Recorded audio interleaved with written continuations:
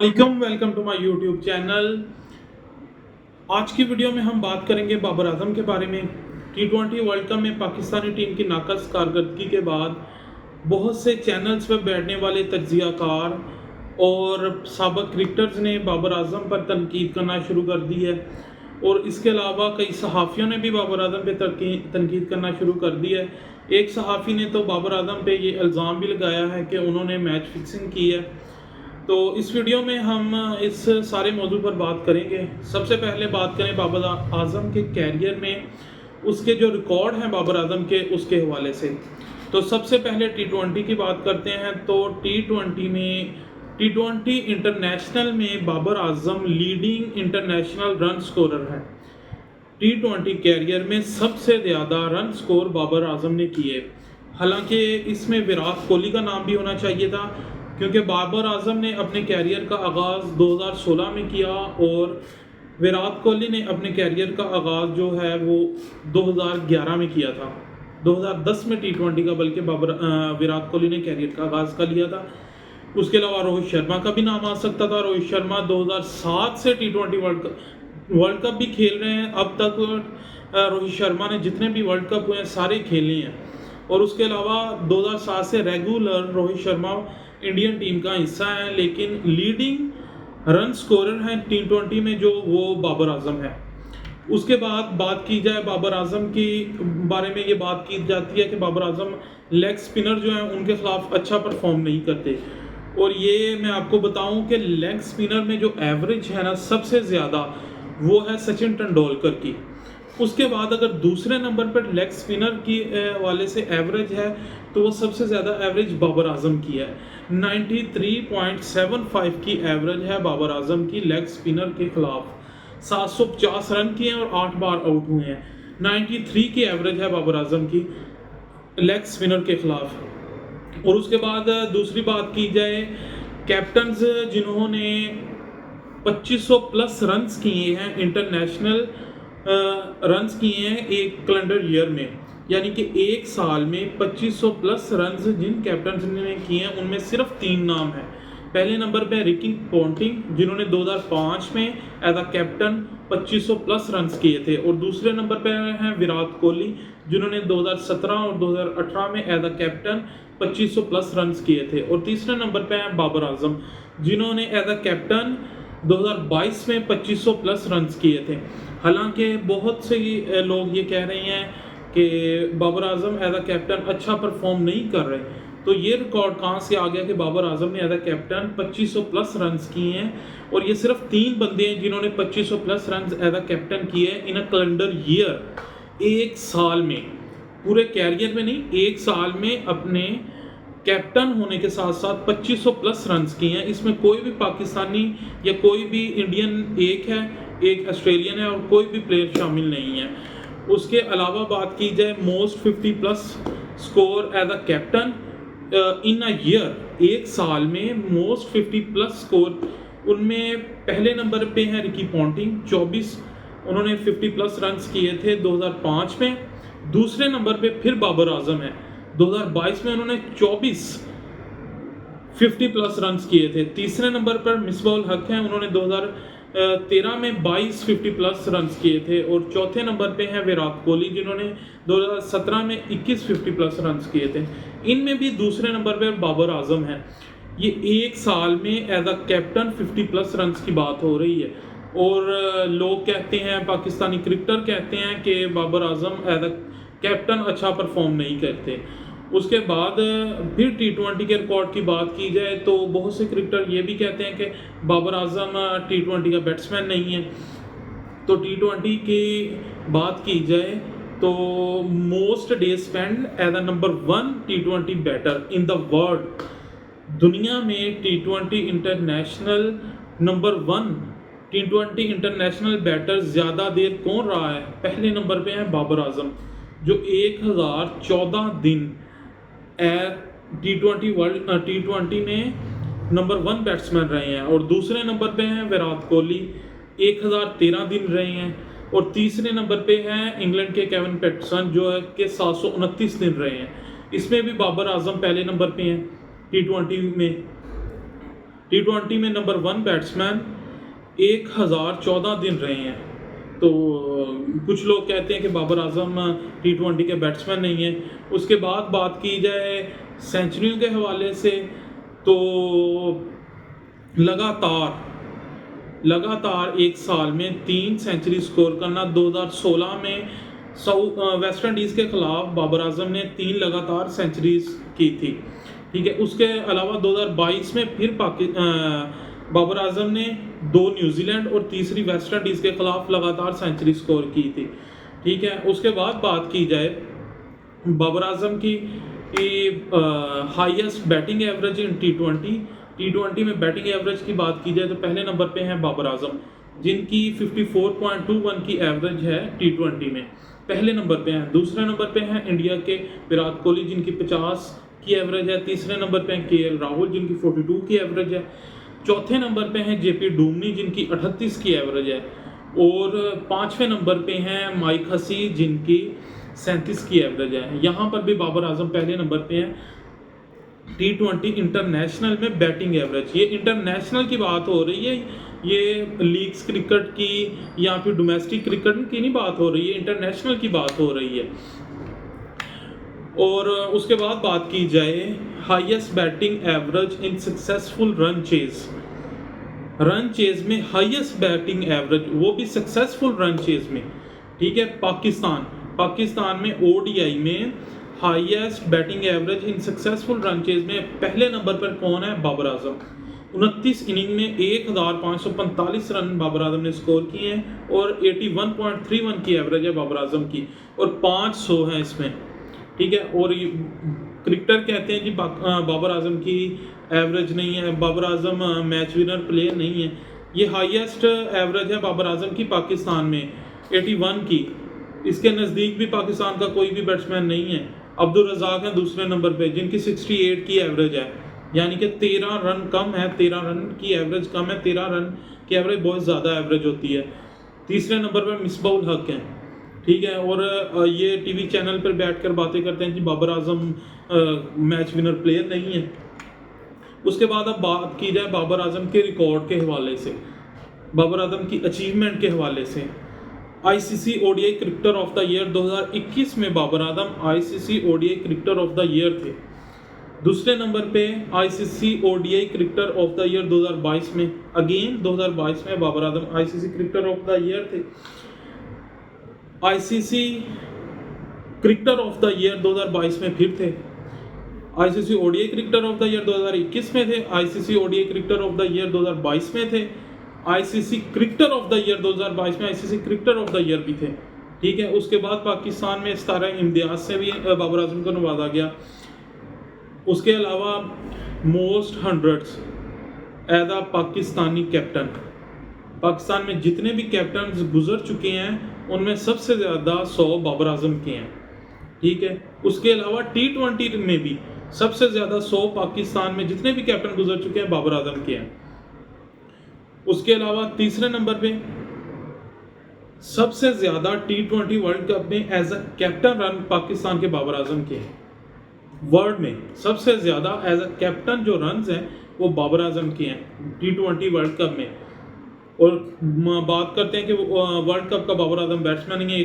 ये 2 world cup, जो 2022 का T20 वर्ल्ड कप है और 2023 का वर्ल्ड कप में बाबर आजम फ्लॉप हुआ, तो ये बातें होनी शुरू हो गई। 2023 के वर्ल्ड कप में भी बाबर आजम फ्लॉप नहीं हुआ था, उसमें भी बाबर आजम ने अच्छे खासे रन्स बनाए थे। वो अलहदा बात है कि पाकिस्तानी टीम ओवरऑल परफॉर्मेंस अच्छा नहीं कर सकी।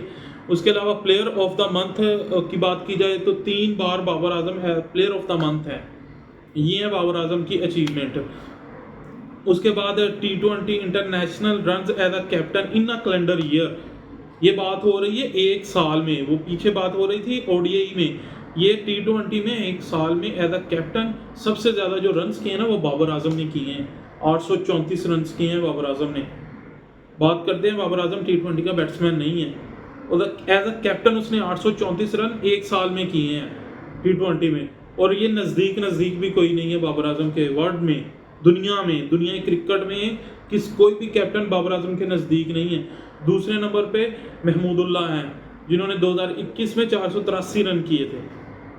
834 और 483 डिफरेंस आप चेक कर लें, 350 का डिफरेंस है, 350 का। तीसरे नंबर पे नेपाल के हैं परास कहाटका, उन्होंने 470 रन किए हैं। आपके विराट कोहली 466 रन के साथ चौथे नंबर पे हैं।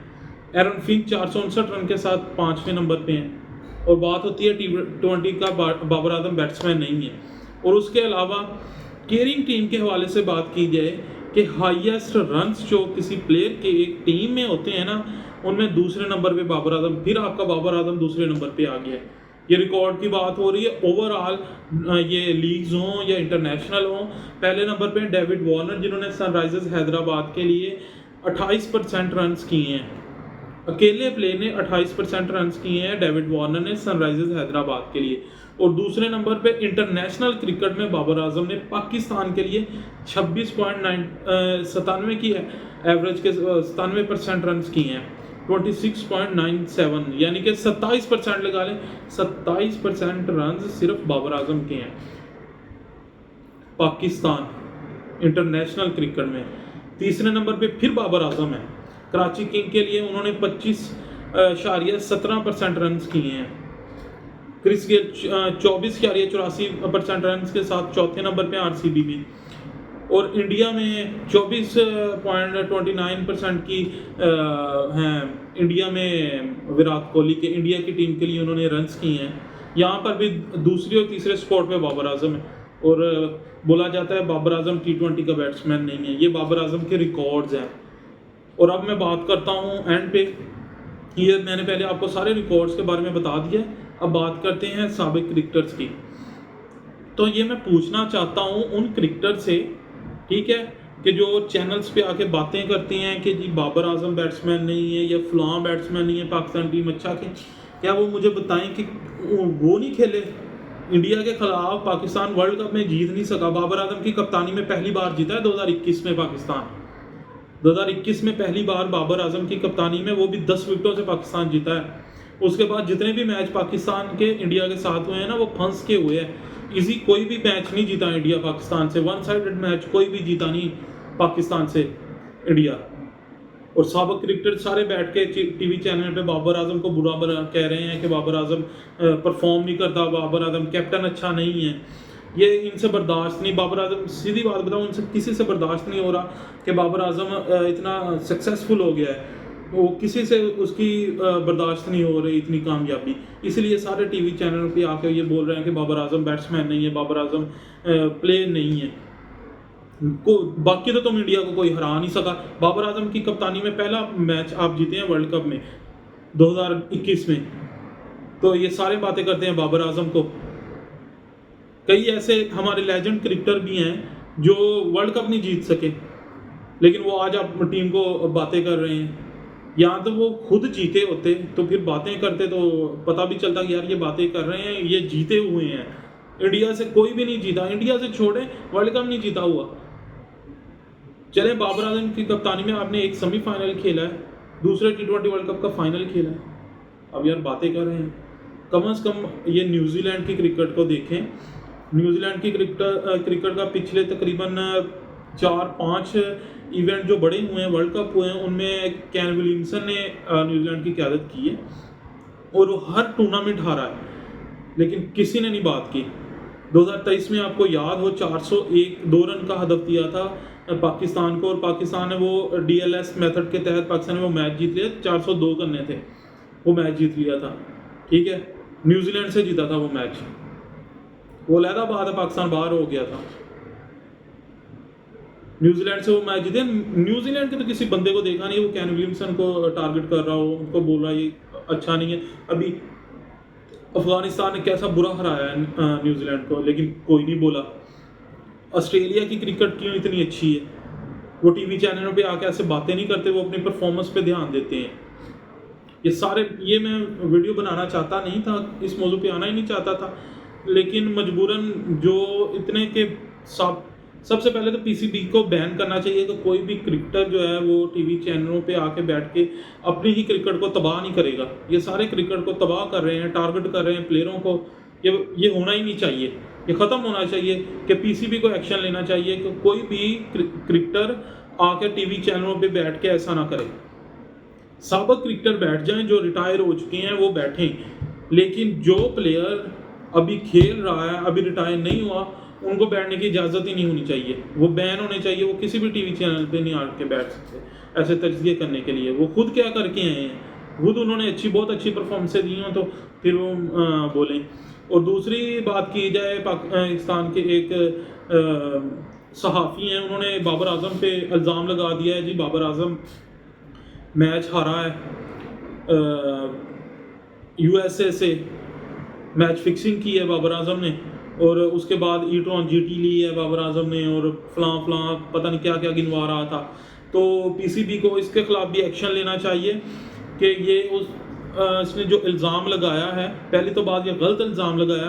अगर उन सहाफ़ी को मैं नाम नहीं लेना चाहता, उनको बताया जाए कि बाबर आजम के जितने मुआहदे हैं ना, जितने कंपनी के साथ कंपनी इनको स्पॉन्सर कर रही हैं, तो इनको पता जाए कि कितने करोड़ ये कमा रहे हैं।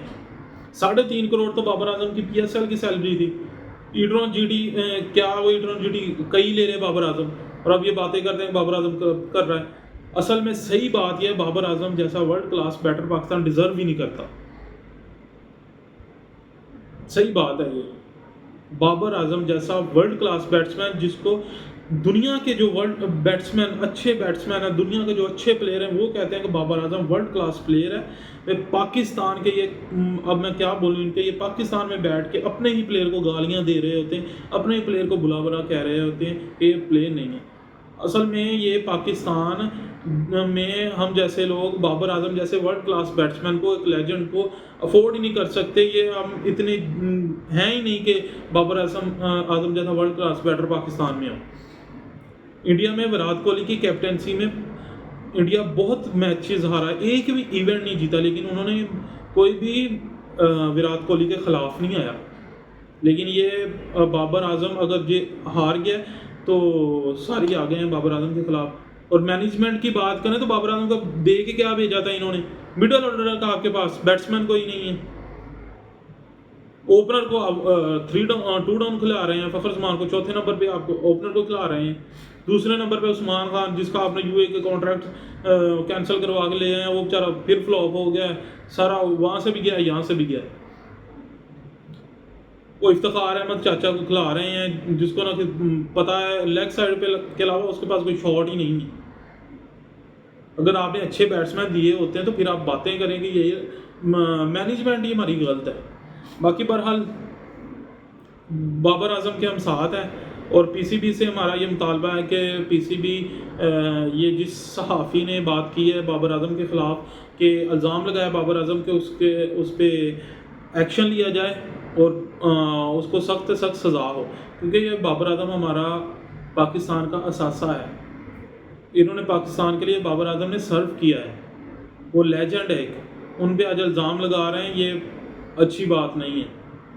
तो एक और भी हमारे पाकिस्तान के लेजेंड हैं शाहिद खान अफरीदी, उनके बारे में भी आजकल बहुत बातें चल रही हैं। तो इंशाल्लाह जो हमारी नेक्स्ट वीडियो होगी वो शाहिद खान अफरीदी और जो इनके साथ जो भी कुछ चल रहा है उनके बारे में हम इंशाल्लाह डिस्कस करेंगे।